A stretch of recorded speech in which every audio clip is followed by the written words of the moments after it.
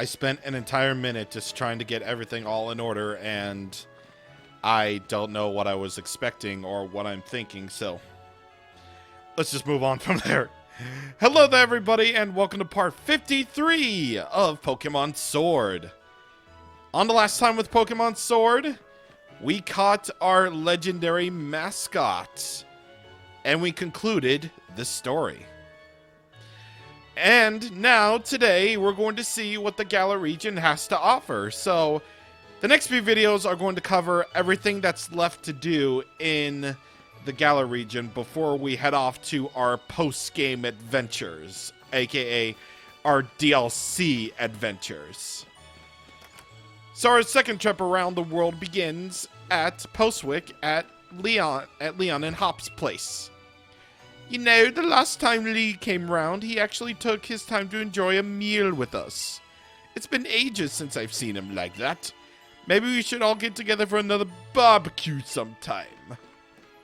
I would enjoy another barbecue sometime. We still don't know who you are. Even though Leon's no longer the champion, he's a superhero to Hop. Now that both are trainers, Hop must have realized that Leon isn't even greater than he ever imagined. Yes. Yes, indeed. I am the champion, and everyone else will know it forever. The sheets are very wrinkled. And, of course, he's playing that hot new video game stuff.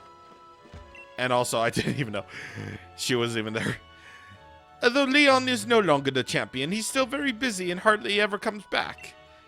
I think he should do whatever he wants to do while he's young. Well, maybe he shouldn't be leaving Pokeballs around on the floor. Like, seriously. This room is Leon's room. He has all these hats, all these manga, all these books. And he doesn't even have the common courtesy to pick up his items. Or rather, a Pokeball with a Charmander inside. If you're reading this, Charlie, then I'm leaving this special Charmander to you. Let's have a real fiery battle again soon. Best, Leon. After you've become champion, you're able to score yourself a Charmander that can Gigantamax. Or rather, this Charmander can Gigantamax once it fully reaches the Charizard form. It has a preference for hot things. When it rains, steam is said to spout from the tip of its tail. Alright, let's check you out, Charmander. Let's see what you got.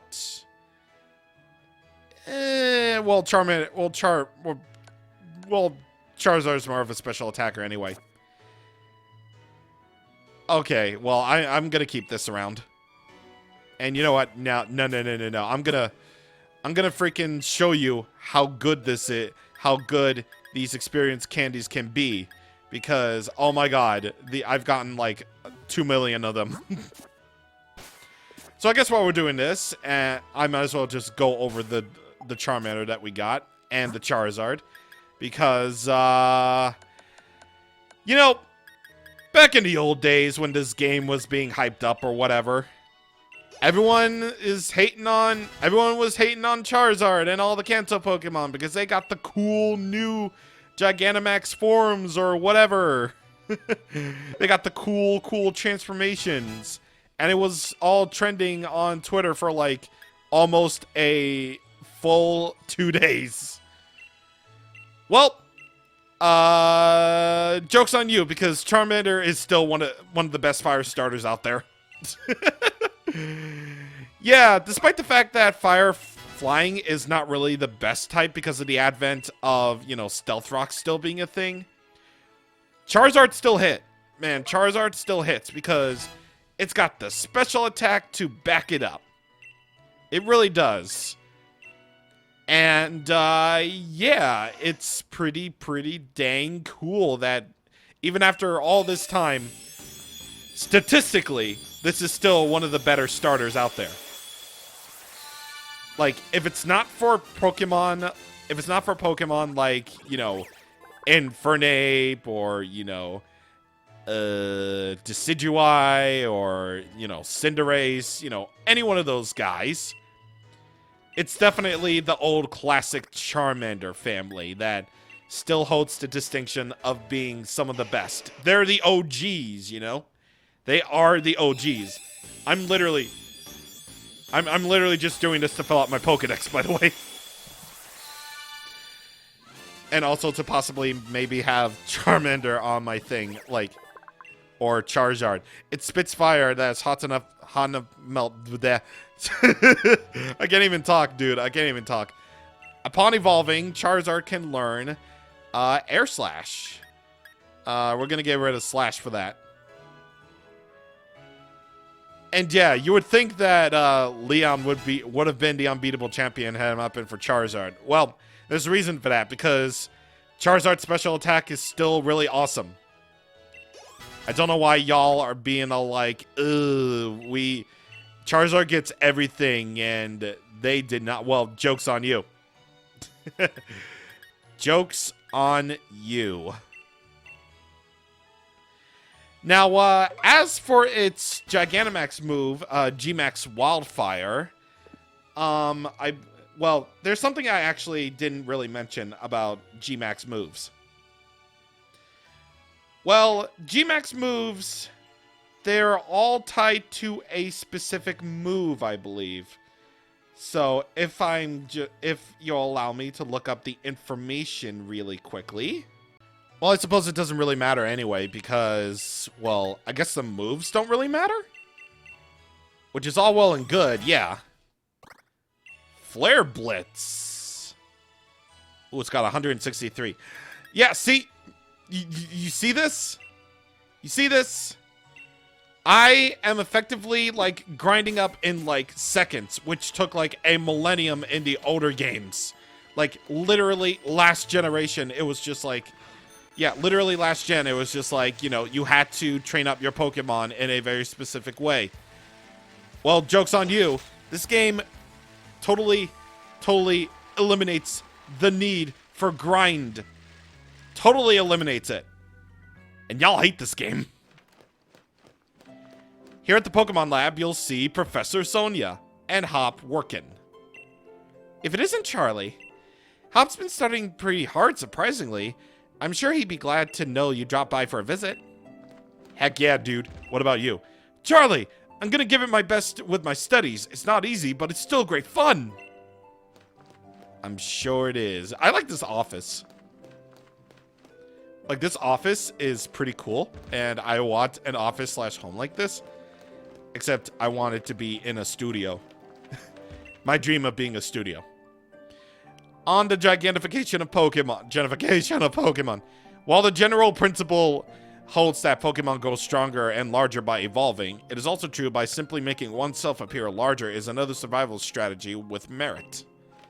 What about this stack of books? What is the Dynamax phenomenon? This phenomenon, in which Pokemon take on gigantic forms, has only been observed in the Galar region. Moreover, it seems to only occur in specific locations and under set conditions. So you see that, Sinnoh people? You see that? That's confirmation that Dynamax Pokemon ain't gonna be in Sinnoh at all. This will either age really well or really horribly if Dynamax Pokemon are actually real in Sinnoh, in the Sinnoh remakes, and also, how would that work in Legends? Hello, Professor Magnolia. Hello. You will have the chance to meet many Pokemon and trainers in the wild area. You may even encounter Dynamax Pokemon in such places. Put your faith in your partner and push yourself to new heights together. I do actually agree with that. And also, I don't think there's anything here, but I'm just making sure. I'm just checking to absolutely make sure that there is nothing here for us to get now that we are the designated champion of the world. So, I guess you're welcome. Well, there it is. Alright, so, speaking of which, speaking of the wild area that Professor Magnolia is totally talking about, I'm going to turn off my internet connection because I don't want lag to happen. Okay, so wait, let me actually just get out of here and then reset, because I want to reset the parameters of absolutely everything. Yes, please. What are you selling today? You selling Tri-Attack, Overheat, Bug Buzz, Wild Charge, and Fire Blast. Okay. It's been way too long since we've actually done anything in the wild area. But more importantly, you can change the color of your bike. Yeah, of your bike colors. So you can change it from the colors of your starter to Rotom colors. And I believe that's for your bike, I believe? No, not spend my watts. You want to change the color of your outfit? Yes, it is. So, that's basically for your bike outfit only. And I believe you'll have more options whenever we get to the DLC. However, what I'm here for today is something major.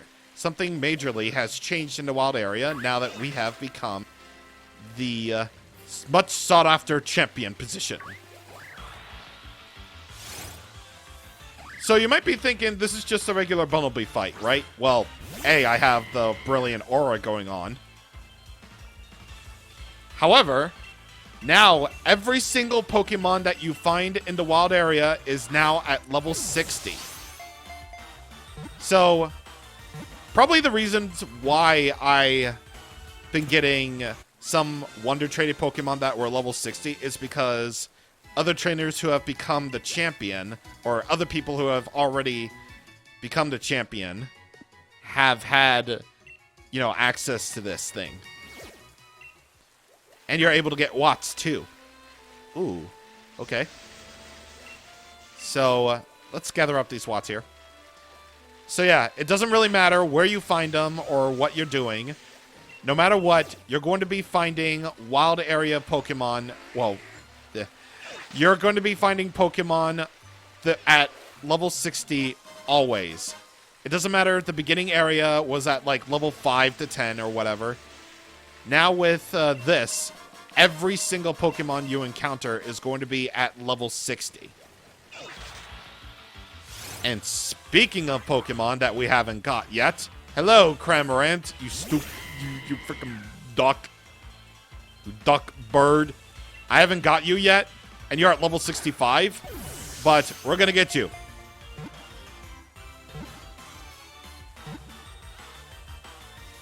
Yes, sir! Yes, sir. Now we have our own stupid bird. Level 68 and level 65. It's so strong that it can knock out some opponents in a single hit. But it also may forget when it's battling mid-fight. Mid-fight, yes. Mid-flight, wow. It might be forgetting that it's battling whenever it's at mid-flight. That's awesome. You know, all these years that I've been trying to do my oh my god! When I'm trying to do my Let's Play junk, I still am having trouble speaking. That's the way I was built. Well, another small thing that's changed is the fact that you can actually get more watts now. From just checking the dens, normally you would have gotten like 100 or a few hundred or whatever. But here, now that you've become the champion, you're actually able to get even more watts now. Like here you'll get 2,000, which is incredibly good now. So check your glowing dens if you can, each and every day, just to make sure that you have your 2,000 watts already. It's just basically there so you can have a much easier time with getting all of the with purchasing all of the TRs that you possibly can. So just remember to check the glowing dens once every day, which you know I'm going to do. And believe me when I say, fair warning, you're going to need all of the watts that you possibly can. Because one of the DLC uses watts to its fullest. So, you are welcome for that warning. I believe there is a trick involving the dens, which you can use to farm watts like as many watts as you want. And oh god, Glalie. Hi, Glalie. And yeah, it's just a little trick that you can do. In fact, let me actually look that up. Oh, it was patched. Yeah, so it turns out that this trick has actually been patched out. So so the trick basically involves you going into a Pokemon den, an active den where there's a raid. You check the den, you invite others, and then you hit your home button, and then you head to system settings, scroll to system, find date and time. In date and time, you can uncheck synchronized clock via the internet, and then head down to date and time to change your date. So, basically the steps are as follows: find the den, check the den, attain your watts, decide whether the raid shows your Pokemon and the blah blah blah. Invite others, tap your home button, system settings, scroll down to system, date and time, turn off synchronized clock to internet, change the date to a different day, then head back to the game, leave the raid, and then go to step 2. This resulted in you gaining so many watts. Like, the watts basically stacked and stacked and stacked. Like, first you would get 2,000, and then you get, like, a increased number of watts, and it just keeps going up and up and up every single time. However, unfortunately, as of 2021, this patch has been, a patch was implemented so that the exploit was fixed. So that is unfortunate.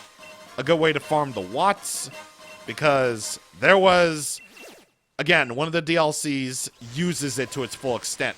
But, of course, we're not going to be able to see that. So, unfortunate, but we must move on. Also, when it also comes to changes in the wild area, there's also the fact that new weather has been implemented in the wild area. I probably won't get it to show up today. Actually, yeah, it's right there.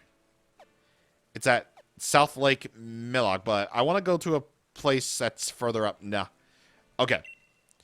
So let's head over to the South Lake Millock, or whatever it's called. Millock Monster. Yeah, there we go. They're really trying to think that the that Milota could be like a Loch Ness Monster or whatever. Yes, here. So once you become champion, fog weather will be implemented in the wild area. And fog in weather terms decreases everyone's accuracy. There, I said it. I said the thing. I'm good at talking, everybody. And of course, different Pokemon are found in different conditions.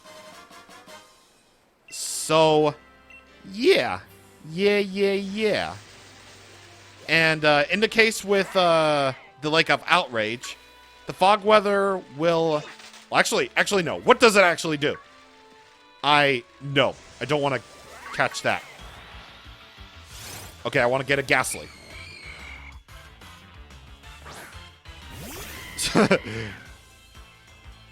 Wait, this is the wrong area. I was going to say, in the case of the Lake of Outrage, you can find Sylveon there, wandering around. But anyway, what fog actually does, because I was wrong, is creates mist terrain, which is basically the fairy type terrain thing. And also, quick balls are your specialty. Always. It appears in ancient ruins. The pattern on its body doesn't come from any culture in the Galar region, so it remains shrouded in mystery. Ooh, baby. I'm wondering before we cut away, how will Nuzlocking work in the wild area? I'm kind of curious. Steelix, don't kill me. I'm actually kind of curious. What is the Lake of Outrage like now? Like, I am so scared. Because the Lake of Outrage was where all the strongest Pokemon are in the wild area. There's an Umbreon wandering about. And, oh. That actually also reminds me. There was a Pokemon that we have neglected to catch here. And, it's only found, like 1% of random times. So, whoopsie daisy, looks like we're gonna have to find that Mon before we close things out. And I really hope I can get a quick catch with this. No. Hey, Paladin would be cool, man.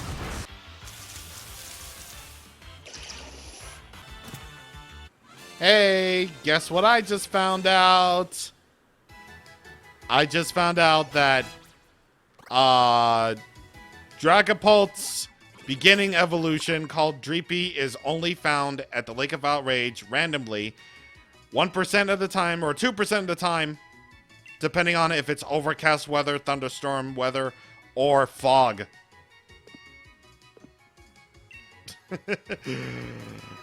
Well, looks like we're gonna have to get Dreepy another day, which is unfortunate. But, you know, it's fine. You don't know. They don't know. It's fine. So, it's actually kind of a good thing in this case because I do at least have one more thing to show that has changed now that you have become the champion. So, in Galar Mine number 1, you actually were able to do this a little while back. Now that you have the bicycle, you can catch up to this Carkol here. So, before it disappears, you're able to get Carkol without having to worry about training up a Roly-Coly at all. Sup, dude? Oh, champion. I never thought I'd run into you in the mines. I've been doing some voluntary community service on Mr. Rose's behalf. Mr. Rose. A long time ago, he used to work in a coal mine, you know? That's why I'm actually happy to be doing this kind of work. Yes, I'm so happy. I think I'll give you one of my prized league cards. You don't need to worry. I have hundreds of copies of Mr. Rose's league card. They're all signed too. Cool. Champion, thank you for stopping Eternatus. I know Mr. Rose feels the same way, but he was just so worried about the future. Once again, I feel like Rose and Oleana were like heavily underutilized because they seem to have like an interesting thing going on where like Oleana is completely dedicated to Rose. She went crazy because well, we were trying to interfere with with Rose's meeting with Leon. Like, if only we know like why she was like that. Maybe she was like completely devoted. Like, who knows? Who the hell knows? And Rose, they actually give him, once again, they give him extra motivation in the anime to do so because he himself had suffered tragedy with his life when he was a kid. And that's something you don't easily forget as a kid. So it would only make sense that you're worried about the future and you are trying to prevent further tragedies from happening. So, yeah. And we're talking about the main anime, by the way. We're talking about Pokemon Journeys. Not Twilight Wings or anything because Mr. Rose, that is, well, basically a prequel to the whole events of the game. So we didn't see hints of Rose's needing to worry about the future yet, nor was it really focused on. It was just character focused, and I really love it so much. But anyway, we're gonna see more things next time on Pokemon Sword. See you guys on the next time. Thank you for watching, and goodbye.